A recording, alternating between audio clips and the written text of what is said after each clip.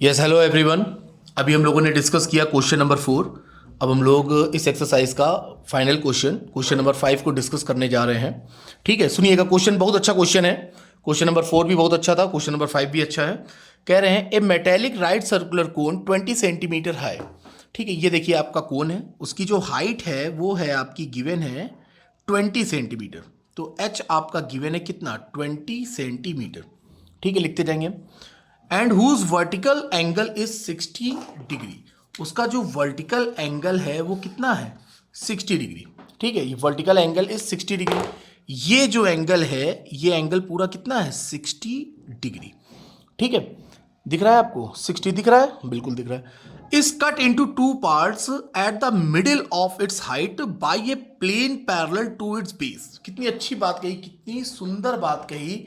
उसने कहा कि इस सर्कुलर कोन को, इस राइट सर्कुलर कोन को टू पार्ट्स में डिवाइड किया गया, और वो जो दूसरा पार्ट जो डिवाइड किया गया है वो जो इसकी हाइट है उसके मिड पॉइंट से, ठीक है, यहां से डिवाइड किया गया। और जो जिस प्लेन पैरेलल से डिवाइड किया गया है वो क्या है, उसके बेस के पैरेलल है। ये आपने ऐसे क्या कर दिया, कट कर दिया। ठीक है, ये क्या हो गया, कट हो गया। अब देखिए, जरा गौर से देखिएगा, गौर से देखिएगा, इस डायग्राम को गौर से देखिएगा। आपने काट पीट लिया, सब कुछ कर लिया, बहुत अच्छा। ये देखिए देखिए देखिए, जरा गौर से देखिए, गौर से देखिए। क्या देखा आपने, ये देखिए, ये आपको क्या मिल गया, फ्रस्टम। दिखाई दे रहा है, ये क्या है आपका, फ्रस्टम। ठीक है, गुड। अब कह रहे हैं if the frustum so obtained is drawn into a wire wire of diameter 1/16 centimetre, find the length of the wire. अब कह रहे हैं ये जो फ्रस्टम है आपका, इतना इतना पार्ट, इस फ्रस्टम को रिकास्ट कर दिया गया। हम लोगों ने 13.3 पूरी रिकास्टिंग पे ही पढ़ी है। इस फ्रस्टम को रिकास्ट कर दिया गया एक वायर में, और उस वायर का डायमीटर आपको गिवन है। ठीक है, ये एक वायर बनाया आपने, एक वायर में उसको रिकास्ट कर दिया गया। अच्छा बन जाए करो कभी कभी।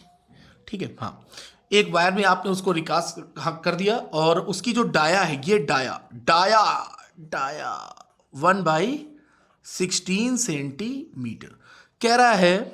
क्वेश्चन बहुत अच्छा क्वेश्चन है। क्या कह रहा है भाई, इसकी आप लेंथ फाइंड करिए, find the length of the wire. ये हम लोग को फाइंड करना है। कुछ नहीं है क्वेश्चन में। अब आपको भी समझ में आ गया होगा कि हाँ सर, क्वेश्चन में कुछ भी नहीं है। ठीक है, अब देखिएगा एक बार फिर से क्वेश्चन को हम लोग समझते हैं। कह रहा है ए मेटेलिक राइट सर्कुलर कोन। हम लोगों ने एक मेटेलिक राइट सर्कुलर कोन बनाया, सबसे पहले ड्रॉ किया। वो 20 सेंटीमीटर उसकी हाइट थी, हाइट दे दी 20 सेंटीमीटर। ठीक है, उसका एंगल 60 डिग्री है, 60 डिग्री एंगल दे दिया।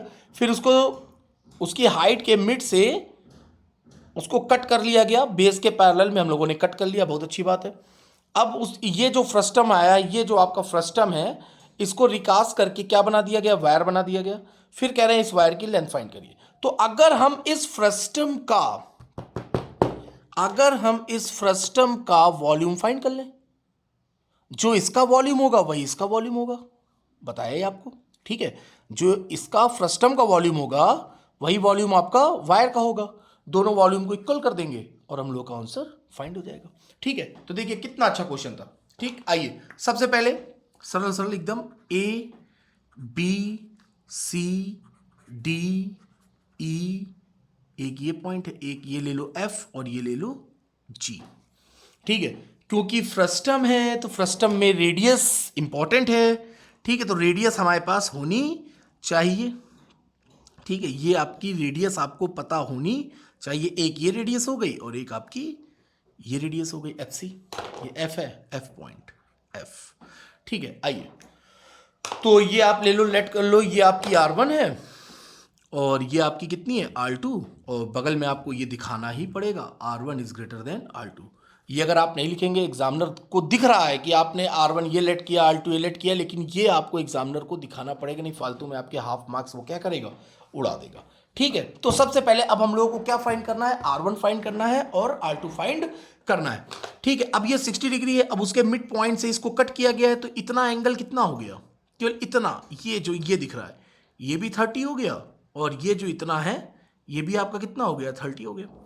ठीक है, अब जरा गौर से देखिएगा, बहुत गौर से देखिएगा। और ये कितना है, ये तो हमेशा कितना होता है, 90 डिग्री होता है। ठीक, अब जरा गौर से देखिएगा, इन ट्राइंगल AGE सॉल्यूशन, ठीक है, अब देखिए ट्राइंगल ए जी ई को देखिए, ठीक है, ए जी ई, लेकिन उससे पहले ये सब तो आप लिख दो, ठीक है। हाइट ऑफ कोन ये आपको बताना पड़ेगा भाई, HEIGST, height of cone, height of cone ए जी आपको कितनी गिवन है, 20 सेंटीमीटर, ठीक है। एंड ये जो F है आपका, ये जो F है, F is a mid point of A G, F is a mid point of A G, that is AF, यानी AF और FG क्या होंगे, इक्वल होंगे, AF equals to FG, total 20 थी तो ये हाफ हो गई, कितनी हो गई, AF equals to FG equals to 10 centimetre, ठीक है, ये आप दिखा दीजिएगा, क्लियर। अब आइए, अब इन ट्रायंगल AGE, बहुत गौर से देखिएगा ट्रायंगल को, इन ट्रायंगल AG, ये पूरा AGE, ठीक है, राइट एंगल ट्रायंगल है, आपको दिख रहा है, राइट एंगल ट्रायंगल है, आपने लिया tan 30, ये आपने लिया tan 30 इक्वल्स टू क्या होता है, perpendicular upon base, perpendicular upon base, हाँ यही होता है, परपेंडिकुलर अपॉन बेस। परपेंडिकुलर कितना है, अब याद करें वो दिन जब ट्रिग्नोमेट्री पढ़ी थी हम लोगों ने, अगर नहीं पढ़ी थी, क्यों नहीं पढ़ी थी, पढ़ी थी। ये आपका A है, ये आपका B है, ये आपका C है। जो लोग पहली बार देख रहे हैं जरा गौर से देखिएगा, ये आपका कितने डिग्री एंगल है, 90, ये आपका क्या है, थीटा, ठीक है, ये कितना है 90, और ये आपका कितना है थीटा, तो ये आपका कितना हो गया 90 माइनस थीटा, 180 से लेस हो जाता है, ठीक है, ये कितना हो गया 90 minus theta.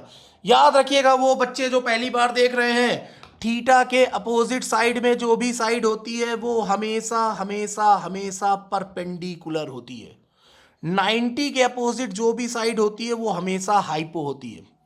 Theta theta theta के अपोजिट जो भी साइड होगी वो परपेंडिकुलर, 90 के अपोजिट जो भी साइड होगी वो हाइपो, और जो 90 माइनस थीटा है उसके अपोजिट जो भी साइड होगी वो क्या होगी, बेस होगा, ठीक है, ये ध्यान रखिएगा।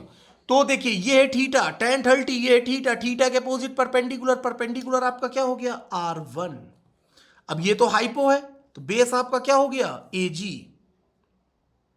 पहले लिख दिया, चलो अच्छा ठीक है, AG आपका कितना है 20, इधर मैं लिख दे रहा हूं तब भी, GE अपॉन AG, आप लोग पूरा लिखिएगा, ठीक है, परपेंडिकुलर अपॉन बेस। तो ये tan 30 और tan 30 की वैल्यू क्या होती है, ट्रिग्नोमेट्री पूरी पड़ी हुई है, 1/√3, 1/√3 equals to R1 upon 20, so R1 equals to क्या हो जाएगा, R1 इक्वल्स टू हो जाएगा 20/√3, ये आपने निकाल लिया R1 सेंटीमीटर, ठीक है, पहली रेडियस आपने फाइंड कर ली, कोई दिक्कत किसी तरह की, कोई दिक्कत नहीं। आपने पूरा ट्रायंगल लिया तो आपको R1 मिल गया। अब अगर जब आप इतना ट्रायंगल लेंगे, ये इतना ट्रायंगल लेंगे तो आपको क्या फाइंड हो जाएगा, R2, समझ पा रहे हैं, पूरे ट्रायंगल से आपको मिल गया R1, अब इतने वाले ट्रायंगल से अब आपको R2 भी तो चाहिए, R1 मिल गया, अब R2 चाहिए, R2 के लिए आपने क्या लिया, इन ट्रायंगल AFC, देखिएगा, ठीक है, मैं यहां लिख रहा हूं, दिख रहा है, स्केच का यूज करो, इन ट्रायंगल AFC, ये भी आपका क्या है, राइट एंगल ट्रायंगल। अब आपने ये एंगल उठाया tan 30 equals to perpendicular upon base, theta के अपोजिट क्या होता है, परपेंडी आपने लिखा FC, बेस आपका क्या हो गया AF, ये आपने लिख दिया AF, FC यानी आपका R2, और AF आपका AF ही लिखा रहने दो, ठीक है।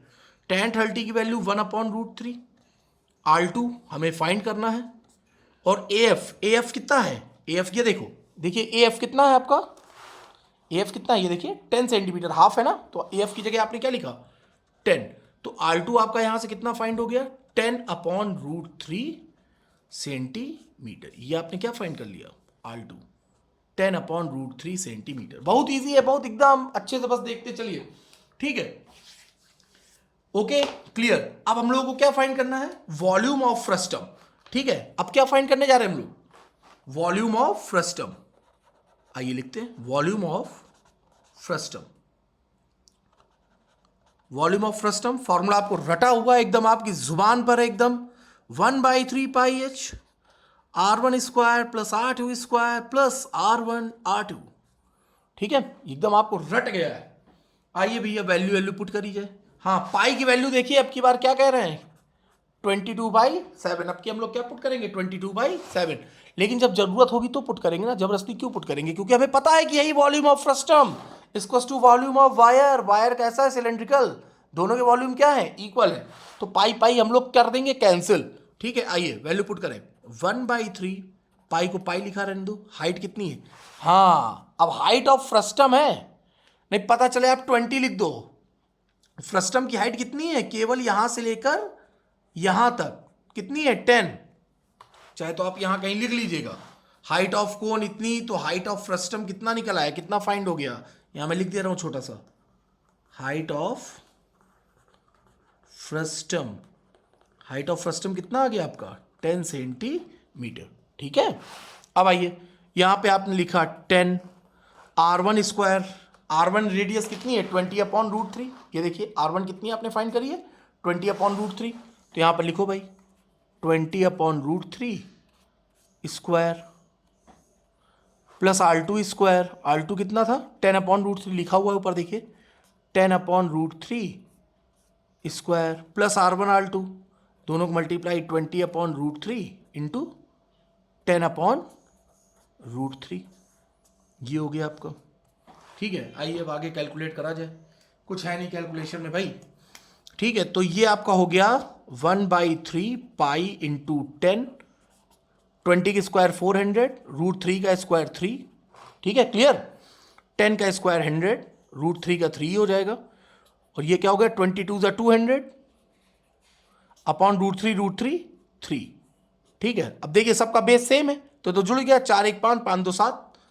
1/3 पाई इंटू 10, ये आपका कितना आ गया, 700, यही तो होगा, 4 2 6 1 7 अपॉन 3। इसका मल्टीप्लाई कर दो अंदर तो कितना आ गया, 700 इंटू 10 7000। तो आपका हो गया 7000 पाई, 3 3 ज़ा 9, नहीं पता चले आप 3 लिख दो। ठीक है, 7000 pi by 9 centimetre, centimetre cube. Volume हम लोग फाइंड कर रहे हैं तो सेंटीमीटर में ही था सर मेरे ख्याल सब कुछ। हाँ, तो ये आपका कितना हो गया, centimetre cube.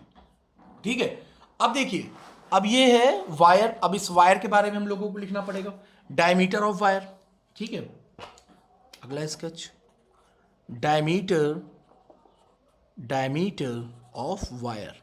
Diameter of wire कितना है, 1/16 सेंटीमीटर। तो इसका रेडियस कितना हो जाएगा, अब देखिए आधे ज्यादा लोग इसकी रेडियस बताएंगे 1/8। भैया रेडियस आधी हो गई, यानी 1/16 आधी, तो कितनी हो गई आपकी, 1/32 सेंटीमीटर। ठीक है, नहीं जल्दीबाजी में आप इसको आधा बता दो 1/8। ठीक है, तो ऐसी गलती मत करिएगा। 1/8 का हाफ क्या होगा, 1/16। 1/4 का हाफ क्या होगा, 1/8। ठीक है, और 8 का हाफ क्या होगा, 4 होगा। ठीक, तो रेडियस ऑफ वायर आपका क्या हो गया, 1/32 सेंटीमीटर। तो वॉल्यूम ऑफ वायर हम लोग फाइंड कर लें, वॉल्यूम ऑफ वायर रिकास्ट कर दिया गया। आफ्टर रिकास्टिंग, मन करे लिख देना, ना मन करे कोई जरूरत नहीं है। ठीक है, तब भी हम बता रहे हैं तो इसलिए लिख दे रहे हैं। After recasting volume of wire equals to pi r square h। अब यहां पर हम लोगों ने L लिया है तो भाई L लिख दो, चाहे H लिख दो, लेकिन फॉर्मूले से कोई छेड़छाड़ नहीं, H ही लिखो। ठीक है, फिर आगे हम लोग L कर देंगे क्योंकि लेंथ और हाइट दोनों सेम है। तो पाई की जगह पाई लिखा रहने दो, r स्क्वायर यानी 1/32 और h की जगह क्या लिख दे, L।